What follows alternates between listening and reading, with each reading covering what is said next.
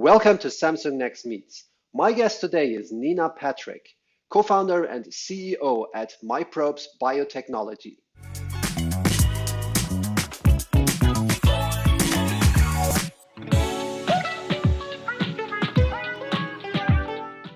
Nina, is Nina fine? Nina, yeah. Nina's fine, okay. Nina, tell us a bit about yourself, your startup Miprobes, and your work there. Yeah, of course. So I'm the co-founder and CEO of Miprobes. Miprobes is making diagnostic bio ink, and we do this using synthetic biology. I am responsible for the commercial side of the business, so fundraising and sales. However, I do also have a technical background. I have a PhD in pharmaceutical sciences, and I studied chemistry for my bachelor's. And so because of that, I can help also shape our scientific strategy. Before Miprobes, I was working in Silicon Valley.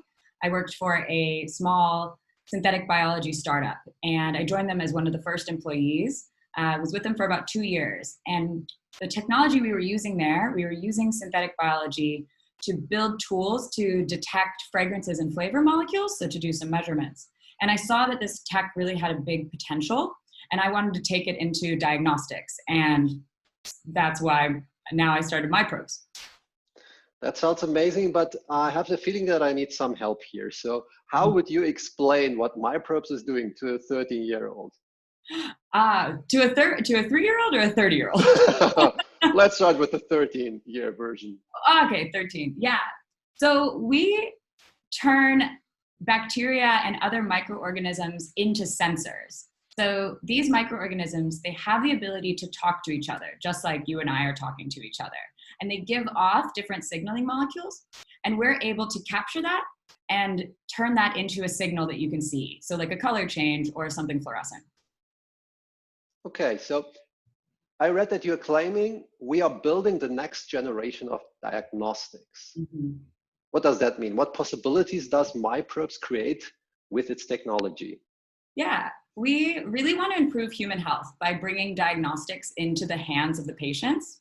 Because right now, diagnostics are a complicated process. It requires you to go to your doctor, to get a test, give a sample, and then you find out your result a few days later. But with our product, we can detect disease biomarkers in urine or saliva, so then you can do it at home and get results within the hour. Is this already live? Like, can I use the product already? So we don't have an off-the-shelf ready product yet. We're still in development, but our first products will be for pathogenic bacteria, so detecting UTI, and also we're looking to detect other viruses like influenza and potentially COVID-19. Oh, wow. One thing I've noticed is that often female-led startups strive to provide a solution for a variety of health-related issues like yourselves at Miprobes, Cognizant, Ada Health, and many more. Is this just a coincidence, or is it a very positive pattern on the rise?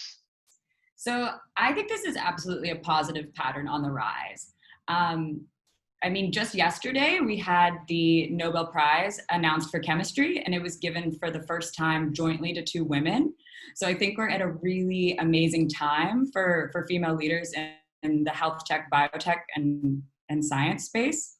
You mentioned some really great female founders that are in the startup space. We also see a lot of established biotech companies that have been really successful that have female leaders, like 23andMe, In Citro, for example, both based in the Bay Area. And I want to encourage more female scientists to take that plunge into entrepreneurship. It's really not something we're taught at all in a PhD program, but trust me, we can learn it. So I hope that we can even out that amount of male-led and female-led companies so that it's more equal. Cool. I think that's a great segue to my next question. You have a really impressive CV, but was there a defining moment in your youth that encouraged you and pushed you towards the field of science? Yeah, so there's one moment that definitely comes to mind. I was a pretty nerdy kid. I liked science. I was the kid that asked for microscopes and, asked for live caterpillars so I could watch them turn into butterflies. But I wasn't necessarily like a straight A student. I felt it was too high pressure. I flew below the radar. So I like to be like the B plus, A minus student, let the pressure go onto other people. And because of this, when I was thinking about getting what should I major in for college, I asked one of my science teachers and said, hey, I really like chemistry. I'm going to major in this. And he was like, no, you're really bad at science. Don't do that. And that was the moment. That's when I decided I'm going to prove him wrong. Nice. And I'm going to go for it anyway. And you did, apparently. And I did, yeah. You did. Yeah. And what made you decide to found Miprobes in Berlin over the Valley? Like, how do you find operating in the European scene compared to the US? Like, 2 questions. Yeah, so I chose Berlin because when you're in this really early stage like we are, you need to keep your burn really low. So you should go somewhere cheap. Oh. And San Francisco is definitely not the cheapest. So where you can, keep the burn low, you can afford to take a modest salary, and you can afford to take that risk. So that's what brought me to Berlin. And then additionally, Berlin's this startup hub of Europe. And so I was really happy to come out here and start the business. When you're in that growth phase and scaling, the Valley is a really great place to be. But I think it's really good to get started in the early stages here. And then your second question, operating in the EU. Yeah. I found it pretty motivational, actually, because I bring this American attitude and this SF mindset, which has been really well heard here. But of course, there are some challenges as well. So I mentioned we genetically engineer microorganisms as part of our product, and that's a really heavily regulated space in the EU, much less regulated in the US. But what that forces us to do is we really need to create a top-notch product.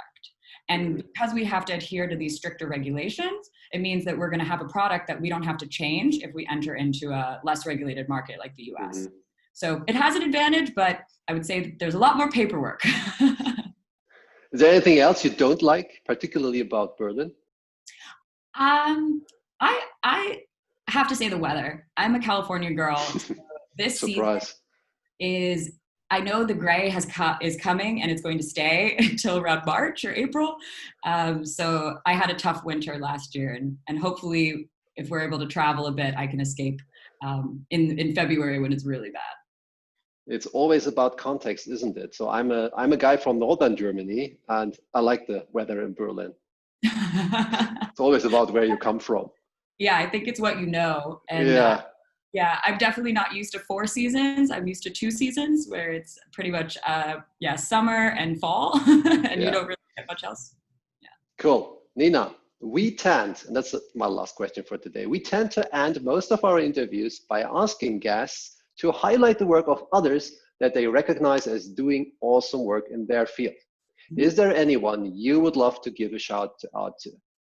Yeah, absolutely. I'd like to give a shout out to another female biotech founder, and this is Rocío Acuña Hidalgo. She's the CTO and co-founder of Nostos Genomics.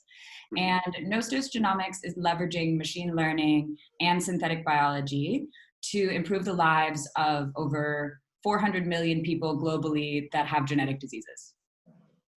Wow, that's quite a charter. Yes. Nina, thanks a lot. It was a pleasure. Same. Thanks for having me. Bye-bye. Yeah.